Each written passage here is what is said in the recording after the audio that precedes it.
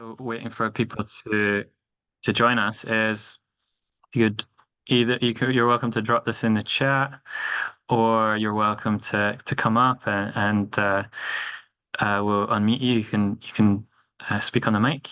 What is it that you guys are hoping to get out of today's Community Voices session on anti-fragile food systems? What topics do you want us to discuss? Any areas you're hoping to learn more about? Any ideas you have? Like anything at all, drop it in the chat or come up. I'd love to hear from you guys about like what you want to get out of this session today.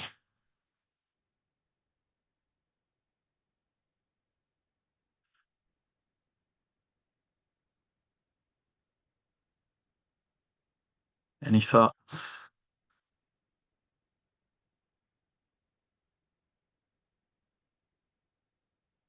Hey, Chris.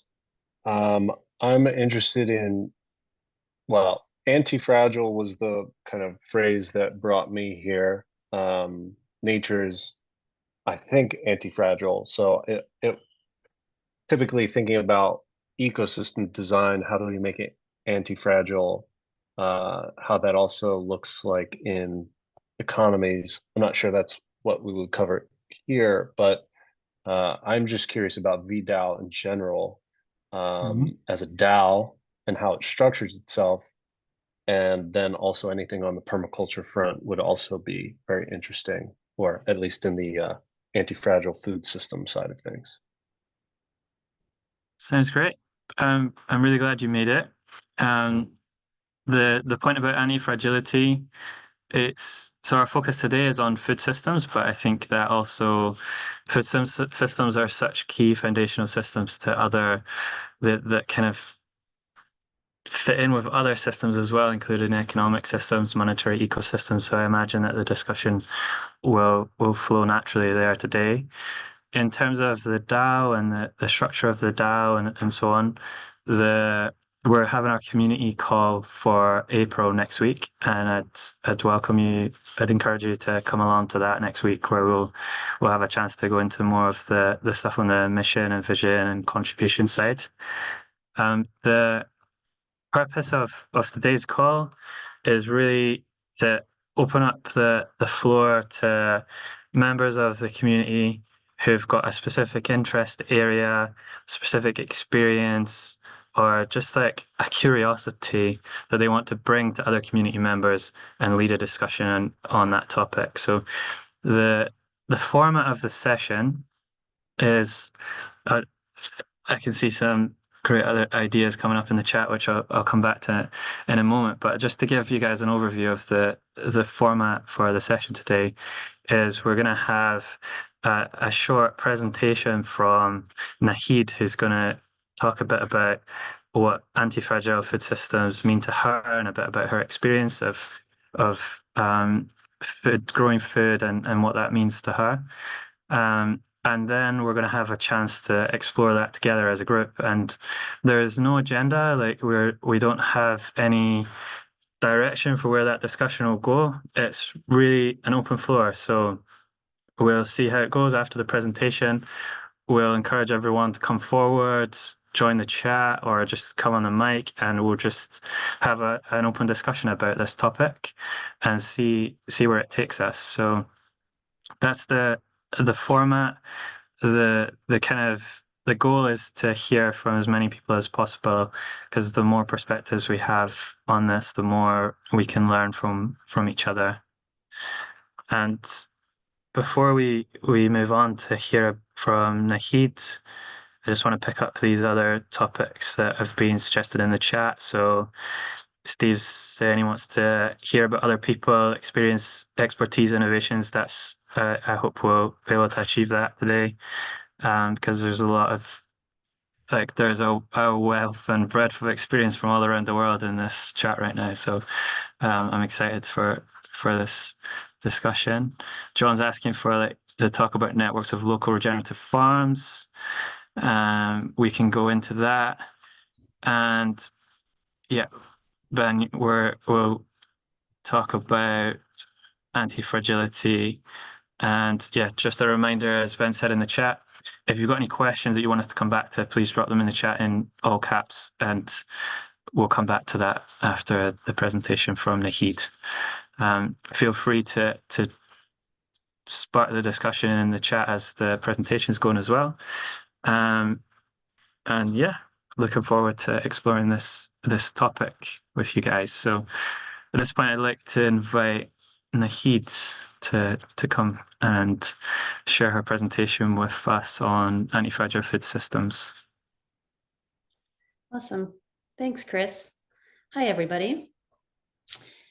Let me just start to share my screen.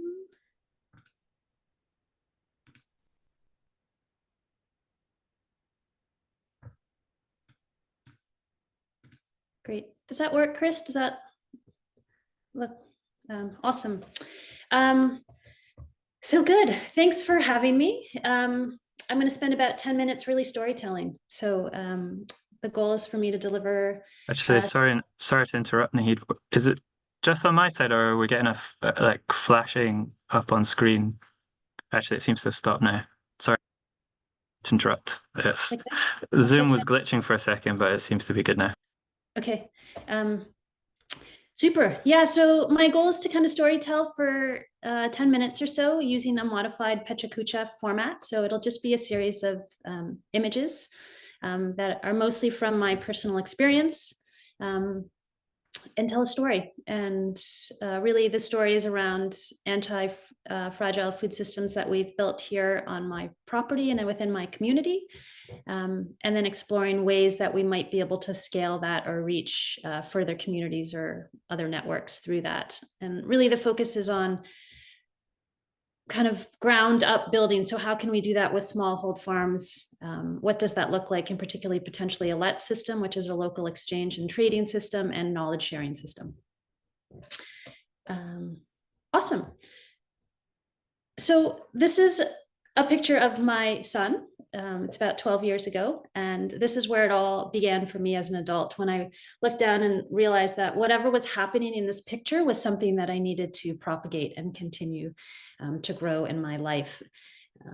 And ultimately, he's also building an anti-fragile system for himself as he builds a resilient system by eating soil here. But this is where it all started for me. I live on a small family farm in BC. It's a hobby farm of sorts. We grow tons and tons of food for ourselves, and we actually feed a number of other families as well. It's really a family and a neighborhood effort that happens here. I feel super privileged to actually be able to own land these days. I know that not everybody is in that position. And that's something that I think we should explore further, is how do we, those that are privileged enough to own and have land, how do we share that wealth as well? So I'll go to the next slide. Let's see if it allows me to. Great. So this is a picture of what my family might harvest in a day. We have a lot of diversity here on our farm. We grow vegetables, we grow fruit. We harvest certainly enough for our family in a day, but ultimately we actually harvest enough for other families in a day as well. We harvest enough to preserve and can on our property and share with people, but we are challenged with what is the easiest way to share this produce with other people. And as many of you that garden know, there's certain seasons like zucchini season or watermelon season here where we have so much of it that we actually drop it in secret on people's doorsteps in hopes that other people will eat it for us. So one thing is, what do we do with this abundance of food that actually gets grown on these smallhold farms? How do we more easily share this with people? This is another picture of something that happens on a regular basis on our property. It's eggs. I remember a couple weeks ago, I shared with Rob Avis the fact that I thought eggs were the perfect poor person's food. And he corrected me very rightly so and said, no, it's the perfect smart person's food. So as a lot of you know, eggs are kind of the perfect protein, which is great. Raising chickens and eggs is also a great way to involve kids. It's a super easy project for kids to be involved in. And as you can see, there's also a diversity here. Like there's blue eggs, there's brown eggs, there's green eggs, there's big eggs, there's small eggs. I think diversity is really critical, and it's also representative of regenerative practices.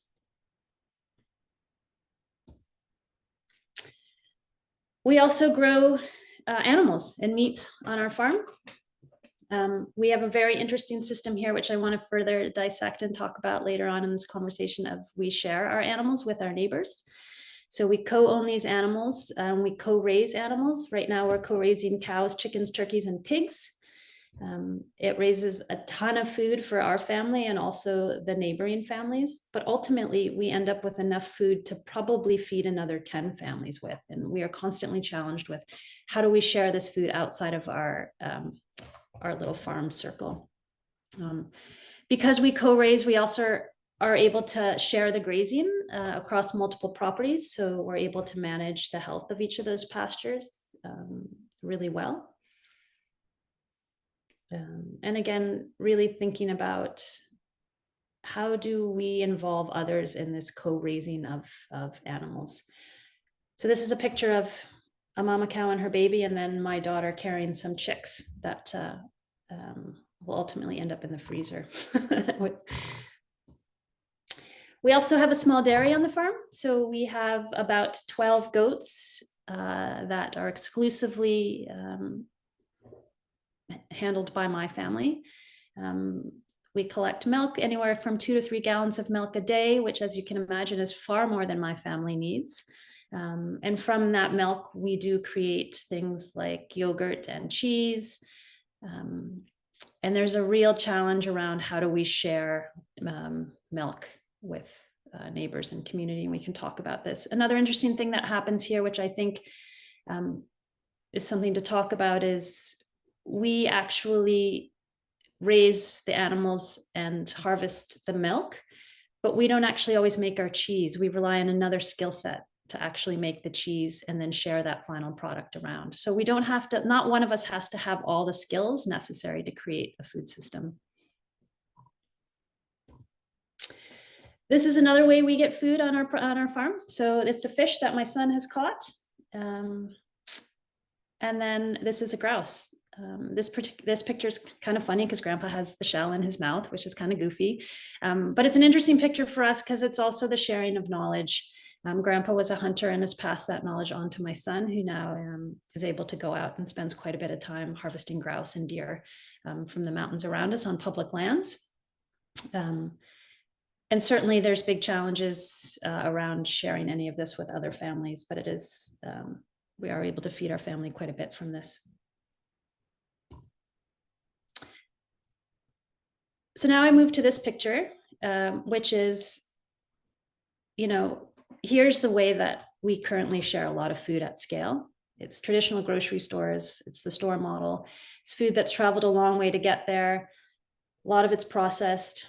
A lot of it's driven by competitive pricing models, not by some other ethos that potentially we want to bring to the top. It's very, very dense with commercial licenses and permits. A lot of those licensing and permits are prohibitive to smallhold farms to access. And ultimately, it's not a friendly way or a scalable way or regenerative way from my perspective, to grow an anti-fragile food system. So this is a picture that represents what we as a farm do today, and it's not perfect either. And so basically the steel milk out of the refrigerator comes from the fact that we have all this dairy, but we can't share it with people unless they literally steal the milk from us. We can't even give it to them or gift it to them. They have to steal it. So what we can do is put a refrigerator at the end of our driveway that says, steal this milk. And then if they steal it, it's theirs. So how do we actually have a system that allows us to share milk? I do know there is a system, and that system that we use with some cheesemakers is they can own shares in an animal. So if you own shares in a goat or a cow, then you have access to that milk lawfully. So one thing to think about is, well, can we have contracts, right, in a blockchain system that allow us to share shares in animals that allow us to easily distribute food and not have people have to steal it from us. The other way, I'll jump to the one on the right, which is the chickens in the freezer. We raise all of this meat and we actually can't sell packaged meat without jumping through a whole bunch of commercial permitting processes. But what we do instead is we sell shares to live animals. So we can sell live chickens, or we can sell shares to our live cows and our live cows, and then people can then access meat that way. So again, is there another system that allows contracts for people to share animals? And then the middle one is farmers markets. You know, they're great. They exist in a lot of towns. They create community events. I think there is another way other than farmers market to share local food. Farmers markets are very community-based, which is great, but it's hard to get inter-community or inter-networks working together in farmers markets. And there's also a price barrier for many folks to access food at farmers markets these days. And it allows us to share money for food. It doesn't allow us to share knowledge, skill, or trade things for food. At least most farmers markets don't.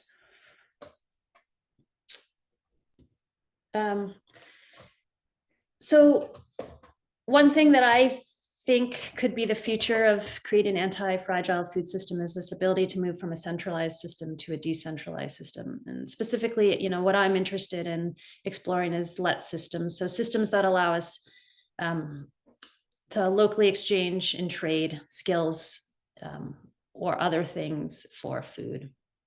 I'm also interested in something that can create, you know, it creates credits and contracts. Can we create contracts and sharing of food and sharing of animals such that food can move around more easily? And can we create a system where maybe I have an abundance of beef, but really I need an electrician to come and wire my barn for me or wire my office for me. And so potentially, as opposed to trading fiat, can we actually trade skills for things like this? I think a system like this could allow us to keep nutrient-dense food accessible by providing transparent coordination.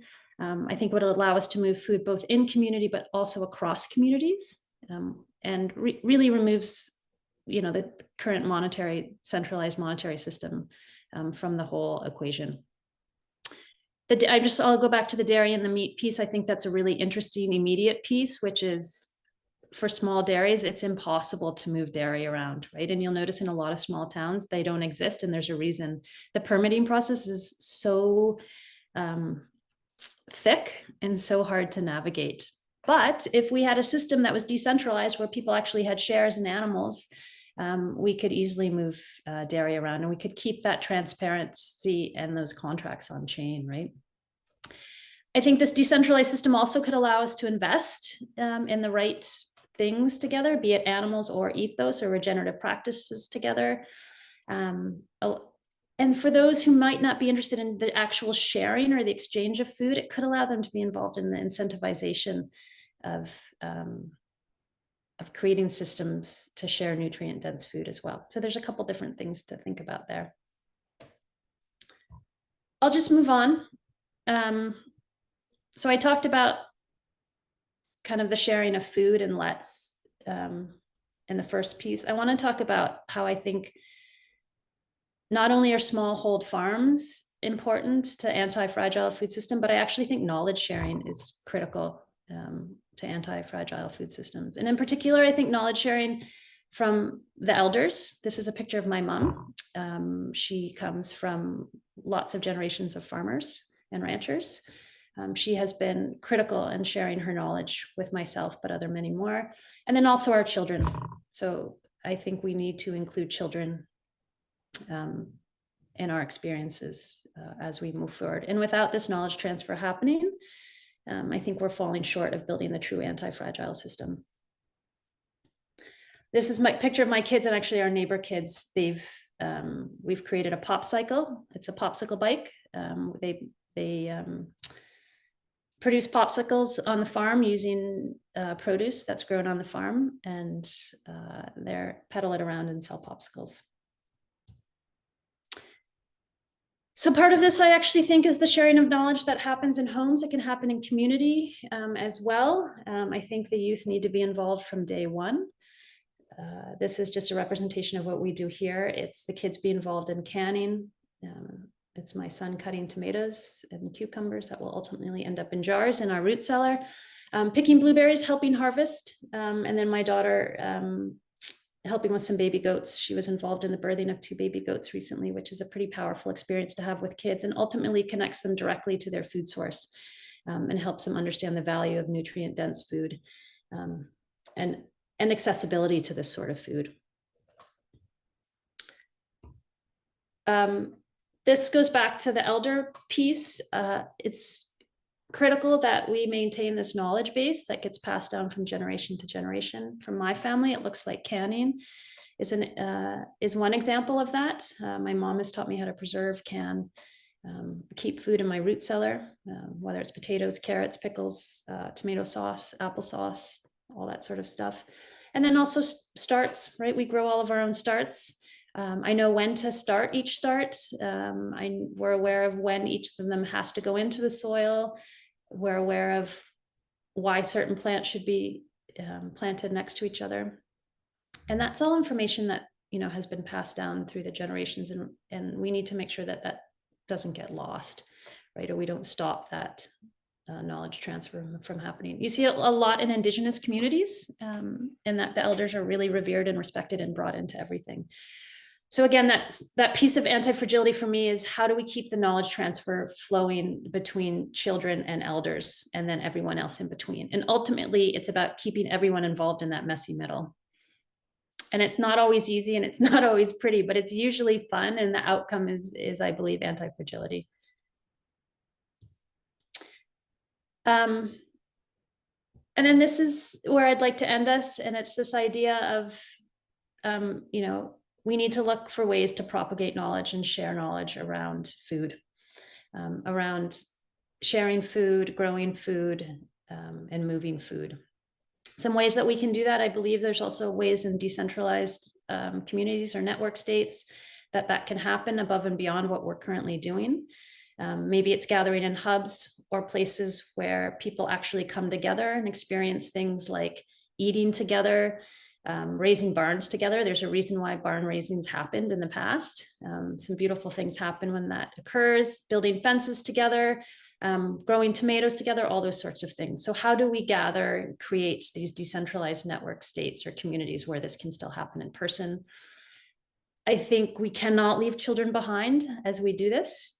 Children can be messy, but can be awesome and fun, and they need to be involved, as can elders. I think it's very important. And then the other thing to explore is, if we think of education as knowledge sharing in the traditional sense, how can we move education to an open source, or more of an open source format, or a place where it becomes a public good? And how can we collaborate and co-create in order to increase the access to this knowledge? So that's it. You know, my piece was, I think smallhold farms and knowledge sharing is really critical to anti-fragile food systems. Well, thank you so much, Naheed. Like, there's so much in there that we can explore together. But I just wanted to, we'll move to a couple of questions that have come up in a moment. But I just wanted to kind of summarize, from my point of view, a couple of things that were coming through really strongly from your presentation. One was around the relationship between anti-fragility and decentralized local bottom-up networks, and the importance within those decentralized networks of a kind of intergenerational transfer of knowledge. So knowledge transfer from the elders down to the kind of new generation of kids that are coming up. That was one aspect which I think it would be really interesting to explore as a group. And the second feature, or the second thing that I picked out from your presentation, was around the trade of those food products that are being developed within those decentralized local networks, and how the kind of existing legacy systems, legacy regulations, and government institutions who, although they may mean well, are actually barriers to the free flow of products and different produce within those local decentralized networks. So I think those are two areas that I think would be really interesting to explore together as a group. And I'm curious to hear from other people what their thoughts are on that. But before we go there, I want to pick up on a few questions that have come up. Naheed, if you're up for it, there's a question from John about like the reasons why you have to have this fridge which says steel milk. Like, what's the thinking behind that? Why was that necessary? Is this because of food safety inspections or regulations? Like, what was the reasoning behind that?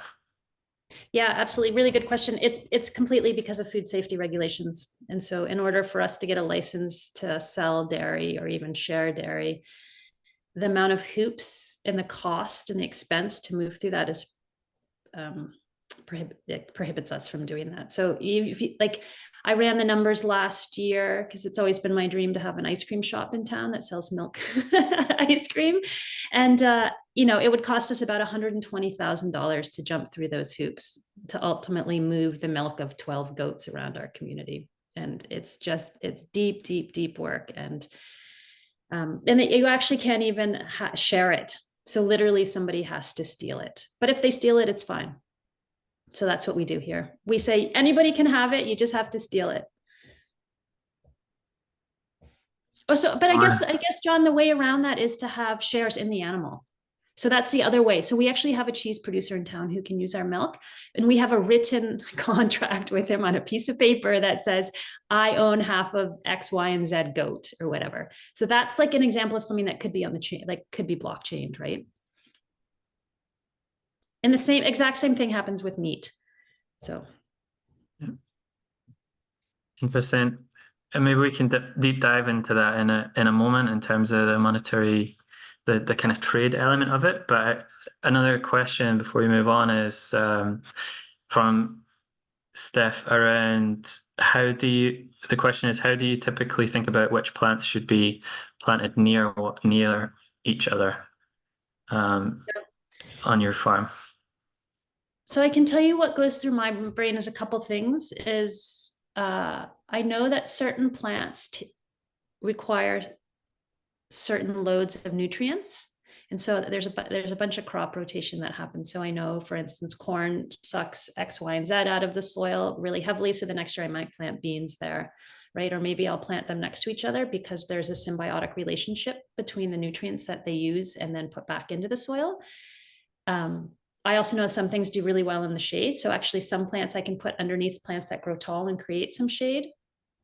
There's also a bunch of water that gets sequestered under certain plants that have broad leaves, right? So things that like a lot more water might be there. And then pest control is the other one. So there's certain plants like lavender, marigolds. I mean, there's a whole bunch of them that actually deter certain pests that I know are problems, like aphids or things that might be problems on certain plants. So those are the things that I do. And I can tell you most of my knowledge is actually passed down through my family. So I'm learning a lot about permaculture and I'm learning a lot about all of these other things.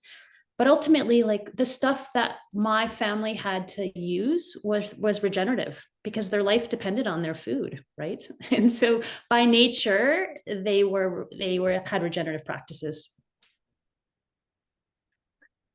Cool. So I think this is a really interesting kind of jumping off point for the discussion about like how do those informal education networks, or even I guess it's a family network, right? It's a communication system where knowledge is passed down through the generations. And I guess there may be an argument to say that the growth of like big ag monoculture plantations where we go to the supermarket to get our foods, like maybe there's been a kind of severing of that link, that communication chain between like that knowledge was once essential. That was like a life and death knowledge, right, for previous generations. But now we can just hop out to the supermarket. So how do we make sure that we're like expanding and improving those networks of education and awareness raising around regenerative practices? How do we make sure the right knowledge is being shared widely as possible so that people that from the earliest years, they understand like how regenerative food tastes. They're learning about the soil, they're learning where food comes from, and that becoming part of like their relationship with food from an early age. So I guess the question is to the group, like, what are your thoughts about how we achieve that? Like, how do we educate and raise awareness within um, our groups, our communities, and even on a wider scale around the benefits of regenerative food? Anyone got any thoughts on this topic?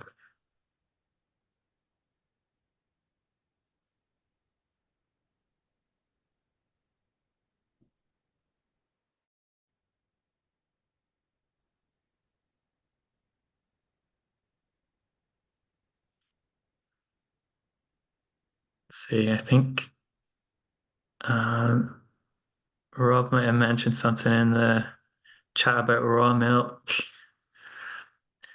But I'm keen to. Oh, Robbie, this has raised a hand. What are your You thoughts on can, this, Rob? well, I can add something once other people have chimed in. I've got a couple of ideas, but if nobody wants to say anything, I can add something, but Yeah.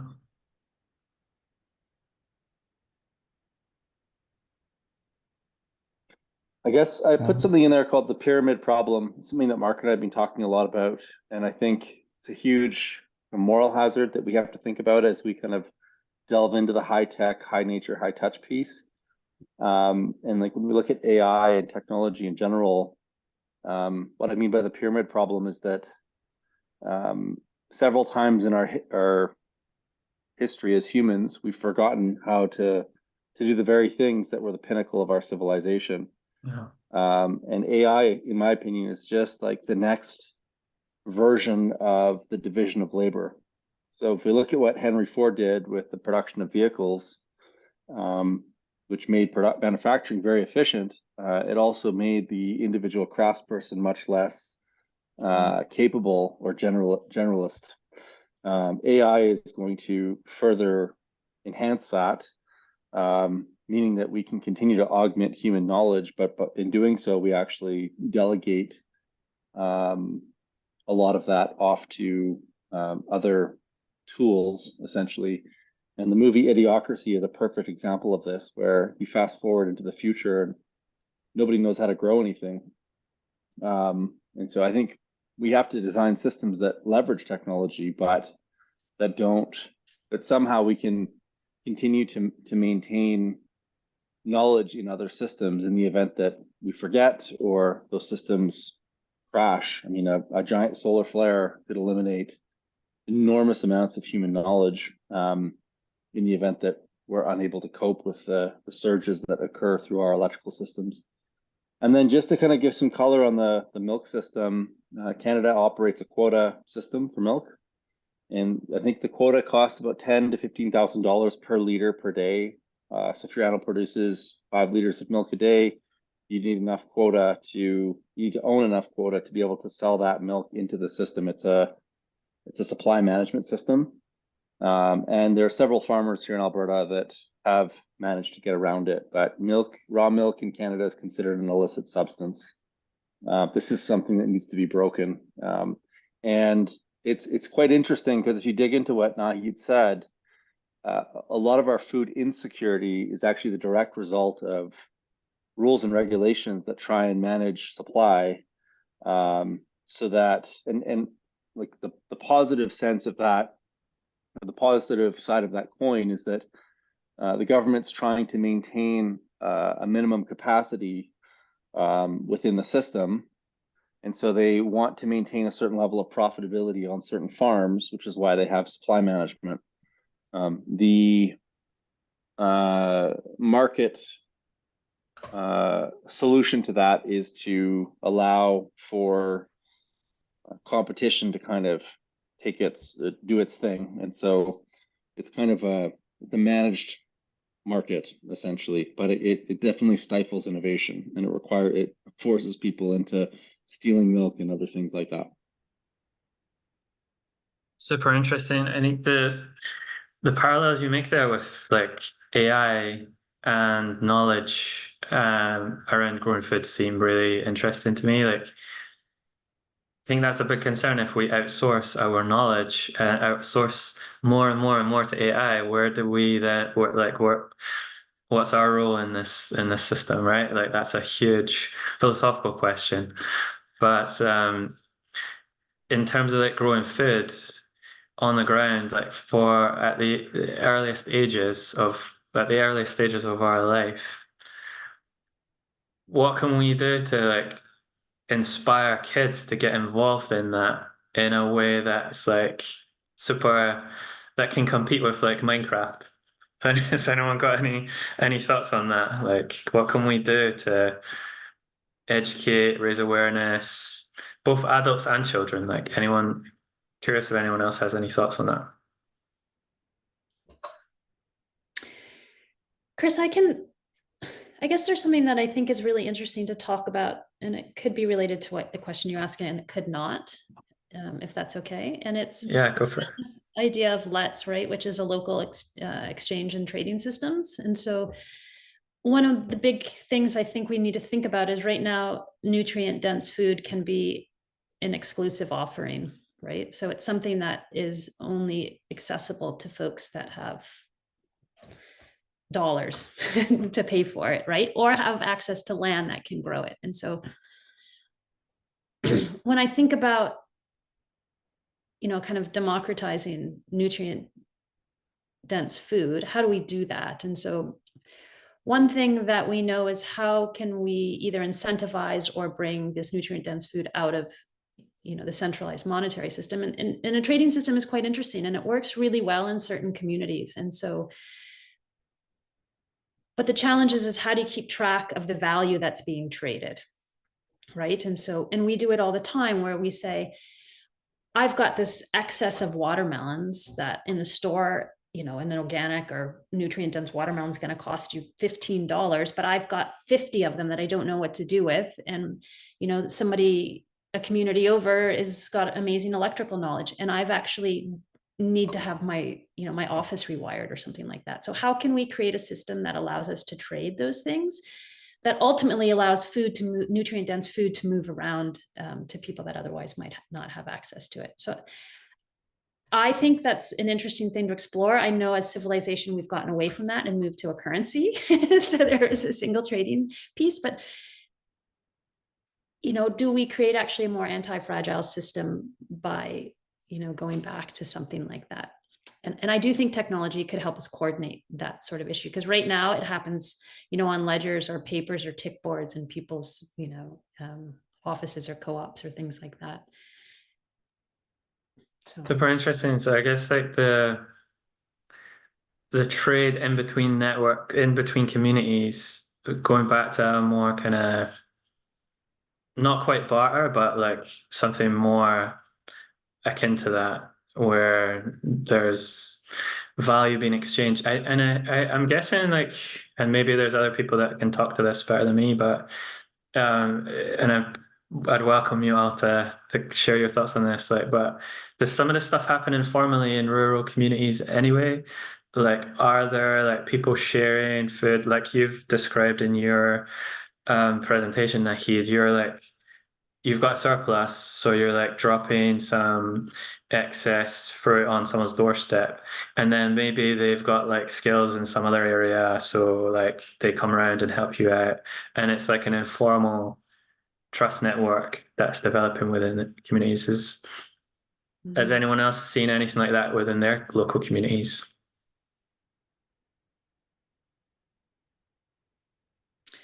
Rob said something interesting in the chat, which is in Canada, you're still legally required to pay tax on complementary currency. And he's right.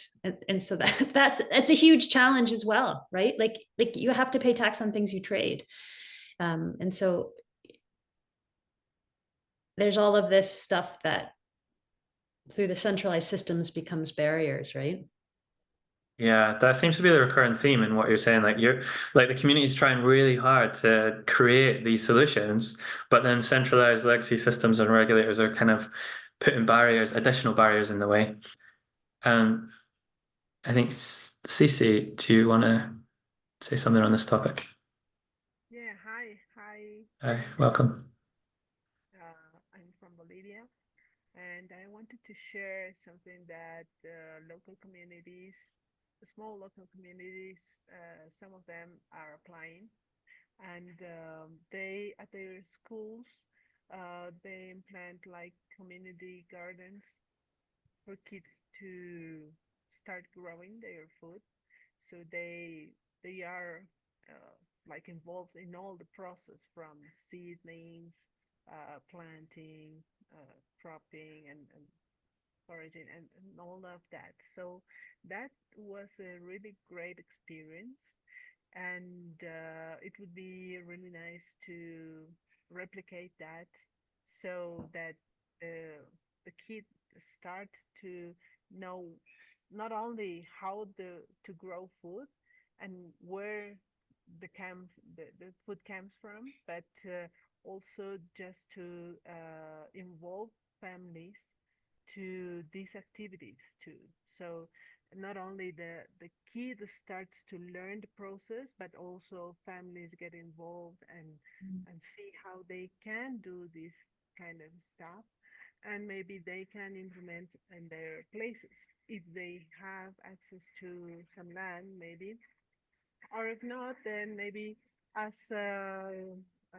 like a community garden, they just gather with more friends and more families to say, we have this land that is not that is like a community land, so maybe we can start something. So then the ideas just get started, and then they manage to attend these things and learn as a learning experience also. Yeah, I love that idea. I think what you're describing is like food being at the heart of the community and also at the heart of the children's learning experience.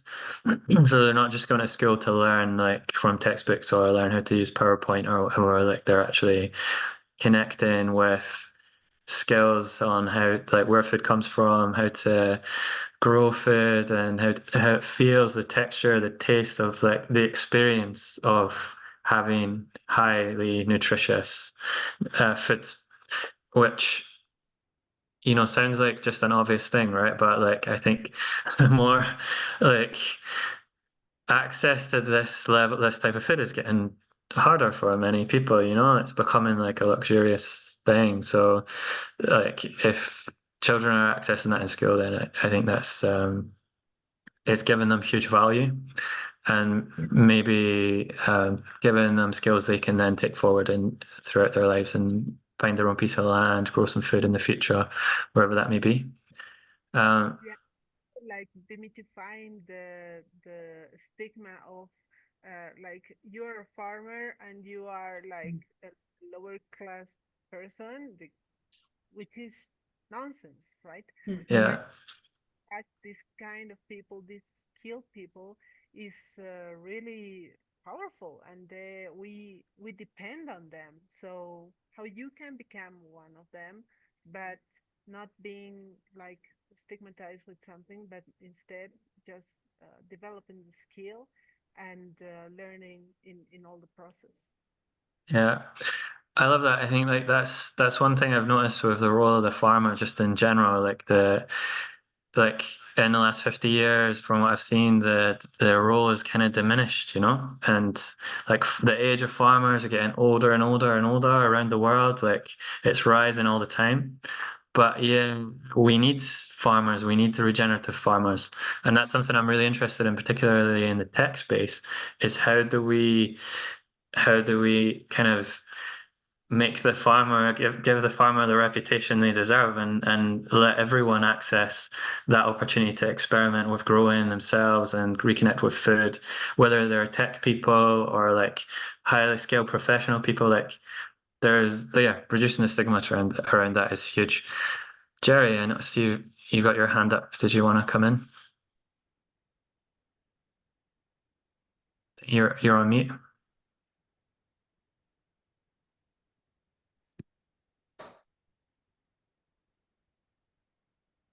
Sorry, still on mute. Let's see. How about There we now? go.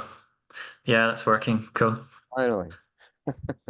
Okay, well, there are two things that I wanted to comment. The first was to answer to your question about, are there other local exchange and trade networks like Naheed had talked about? And certainly that was our experience in rural Wisconsin. There was a lot of trading going on. People had hobby farms or larger farms and had a surplus of this, and somebody else had a surplus of that, and they would trade. I also traded with a local electrician who had a farm as well, but I traded with him both for his electrical work and for honey that he raised with his own bees. And now that we're in rural Michigan, we haven't connected as much with that sort of thing. But already, since we have chickens in our yard and we have a surplus of eggs, as is so easy to do, despite trying to eat them every day, we are trading some eggs with our neighbor across the street who has extensive, well-developed gardens that we haven't quite done yet because we've only been here a year. So yes, it certainly happens. The second thing I wanted to say is that the cautions and the things that both Rob and Naheed have brought up are directly critiques of of our culture, of our society, and of our economic system. And we can't get around that. It is a critique, and we're going to have to, I think, learn to make the case really well for nutrient-dense food and for the skills of farmers. And we're going to have to do it without being so critical that people just don't even listen to us. I know, thinking back to my son in high school, all he wanted to know was, where's the next batch of nachos going to come from? And nutrient-dense food was not really something that he connected with, although he had plenty of it because we made sure of that. So I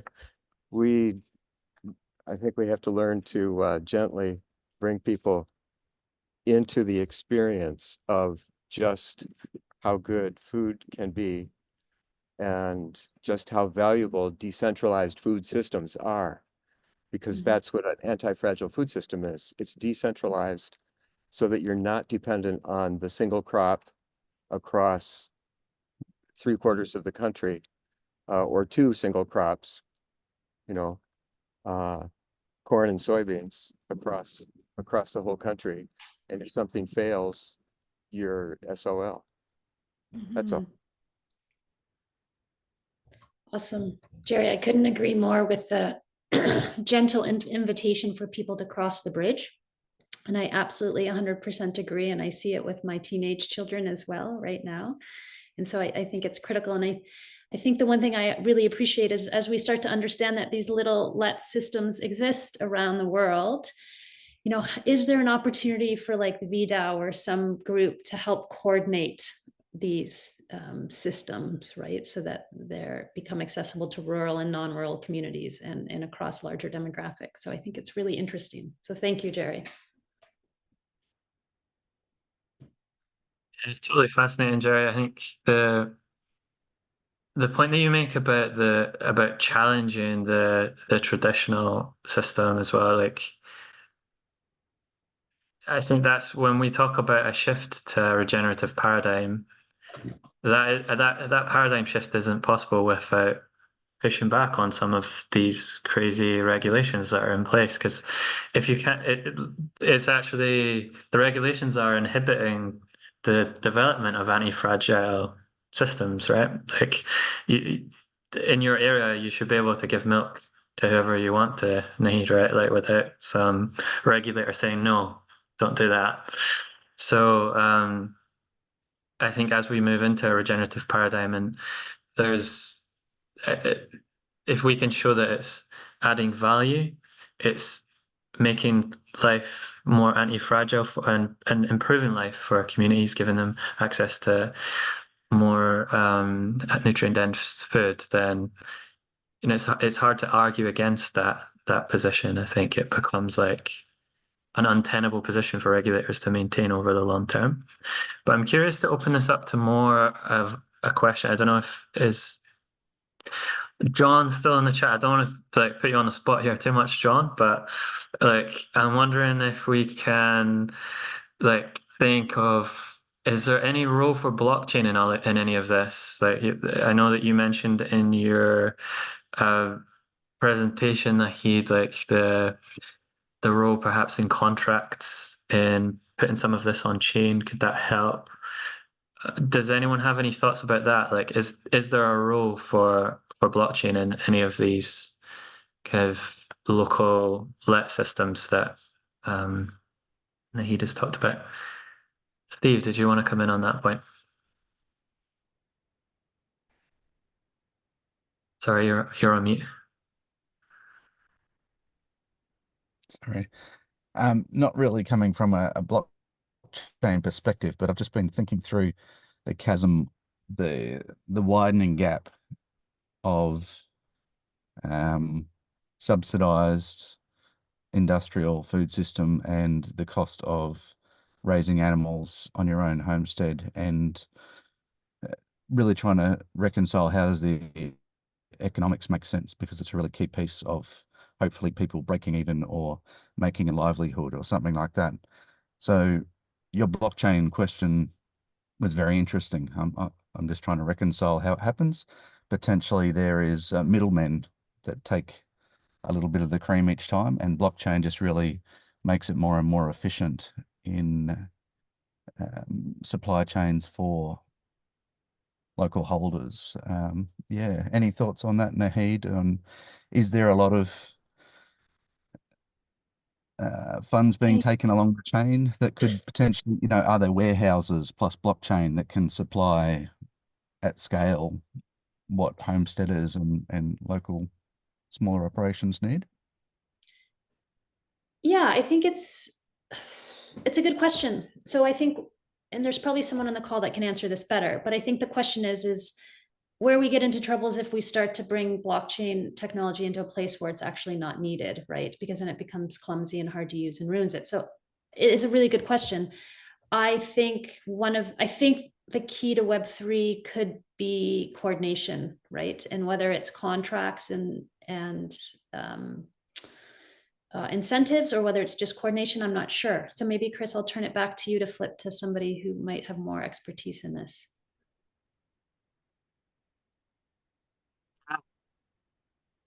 I don't know John, are you interested to come in on this? Any thoughts?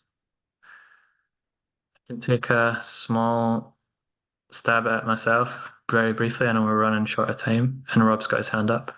But yeah, I would just echo what you said, Naheed. Like the coordination element is really, I see as the core potential of Web3 technology, coordination at scale. And that's really what we're trying to build within VDAO, starting with this community, like the community that's joined here today being part of that, and really trying to build out over time a more meaningful community, like a community of aligned people that want to live in a regenerative way. That's really the key. And then the blockchain technology will, out of that community, that solutions will arise. But the first step is bringing people together. We've got a couple of minutes left. I want to come to Rob first, and then Mark. So, quick story here in Alberta. Naheed knows this one. There was a gentleman selling milk raw milk to folks in Calgary. And so he invested the money into hiring the right lawyers to create the right contracts so that he could operate in the private. So understanding the difference between public and private operation. And the RCMP followed him for many years, trying undercover. And then one day broke into his farm, destroyed all of his equipment, literally with guns and bats, and broke his bottles and destroyed his machines. And then they took him to court, and his community got behind him, created a legal support fund. He raised $300,000, and it went all the way to the Supreme Court. And they were basically bluffing the whole way along because he had these contracts in place, and so people had paid money. They had transacted the money and the milk in private locations, not in public locations. So like literally on a homeowner's driveway, as opposed to in like a Walmart parking lot. And as a result of that, the charges were stayed at the very last minute. So just before it was going to go to the Supreme Court, the government stayed the charges, which basically means that they knew they were going to lose because it was in contradiction with higher laws in the country. And if they had lost, then they would have had to pay all the money that they had collected for the quota back to all of these farmers. So now, as a result of this, I'll come back to the DAO question and blockchain in a second.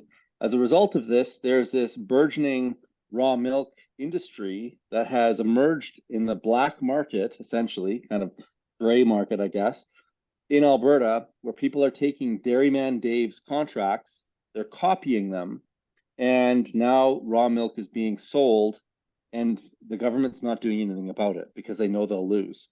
So I think the DAO is probably one of our biggest superpowers, or DAOs in general, it's one of our biggest superpowers, because if we can collect mines and we can also pool resources, which is what we just saw here with Dairyman Dave, then all of a sudden we can start hiring the best legal teams.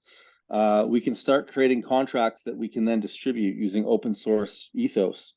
We can distribute information and stories. We need better stories, and we can start to systematically understand where we can actually push back, where laws are actually laws and where they're recommendations. And so coordination, I think, is the tool, the first tool anyways, that Web3 can really unlock for us. And then having the ability to have sovereign bank accounts, or bank accounts that are not controlled by central entities, also opens up all sorts of new possibilities. So I think it's actually, the future is very, very optimistic and positive. We need to just understand how to distribute these coordination tools to the masses. And then from there, we'll start to see innovation that we can't possibly even imagine on this call. So, thanks. Love that. Thanks, Rob. Mark. Yeah, just being mindful of time. I think Rob pretty much said most of the things I wanted to say, but I just want to also highlight the fact that what we're talking about here philosophically is self-custody, right? And decentralization of food systems at the level of the community, the local community, or even the individual. And also philosophically, crypto or blockchain is also about the same ethos, right? About self-custody of the digital, whether it's assets or data. And so I think there's strong alignment from a philosophical perspective in terms of like how these two concepts, or what these two concepts really believe in. I think the power of Web3 comes in when we identify really the bottlenecks that, you know, Naheed already started talking about, but deep dive into it a bit more and really understand what are things that crypto can unlock or even help scale those systems. And so some of it might be coordination in terms of like bringing in, you know, the right people and incentivizing them to really find solutions to those problems. It might even be coordination at the level of like, how do you govern, you know, co-ownership of an animal or a farm, or even co-ownership of land in a transparent way, and even in a resilient way, right? Because a big part of crypto is also about being censorship resistant and being able to survive potential crises, whether they are financial or even legal. And I know we don't want to be, especially at this stage, coming off as like fighting regulations, because we want to be gentle about, you know, how we're trying to raise awareness and bring people into those concepts. But at the same time, there is kind of an inflection point when these things typically happen. If you look at most, you know, technologies and most startups, where if this concept becomes so big, having the ability to change things or be sensitive resistant to how things are today in a way that allows you to usher into a new way of doing things, pretty much similar to what Rob described, is something that crypto can really help on. I think the third thing is fractionalized ownership and funding, right? So tokenization of an animal or of a piece of land or really of a food product through blockchain or crypto enables basically global access, right? So it goes beyond the local community to maybe one level higher or two levels higher. It allows for different ways of public funding, right? A lot of people want to just support and provide grants funding or other type of funding for those communities to actually execute on these ideas and these concepts. So I think there are many ways where it could fit. And the trouble with this question is that it's hard. A lot of people think blockchain is the answer to everything, but the reality is we have to go down to really think through how can we scale those concepts, and then from there, what are the Web3 tools that allow us to solve some of those scalability issues. And I think there is a strong belief that we have at Fifthword and also at VDAO that there's something there, but I think we're really still scratching the surface of what this could be. And this belief stems from the fact that we see a strong philosophical alignment in terms of like this belief in decentralizing and distributing and empowering self-custody and individual and community ownership over physical and digital infrastructure. Really agree. So we're kind of running over time by 5 minutes, but the discussion is so rich. If you're up for it, I would like to continue just for a couple more minutes. If Cece, did you have a final point you wanted to raise in like a very brief point? I know you had your hand up for a while. Okay. Just to remind that we do not have to invent the wheel. We just need to coordinate and get connected with other projects that are already building these kind of tools. And like, for example, Agroforest DAO, they are implementing agroforestry with hypercerts, or many others that we can find. And just get connected, get into the network, and start making these kind of relationships that can help the DAO. Thank you so much. That's a really excellent place to end. We don't need to reinvent the wheel. Couldn't agree more. And that's what VDAO is all about, like connecting people, building the networks, bringing people into the DAO that are interested in these topics so we can share ideas, we can learn from one another, and eventually start ideating and innovating together and start trying to come up with some solutions, practical solutions on the ground, building from the bottom up. So thank you so much to everyone who came along. This has been great. This is our first Community Voices session. I just want to say a special thanks to Naheed.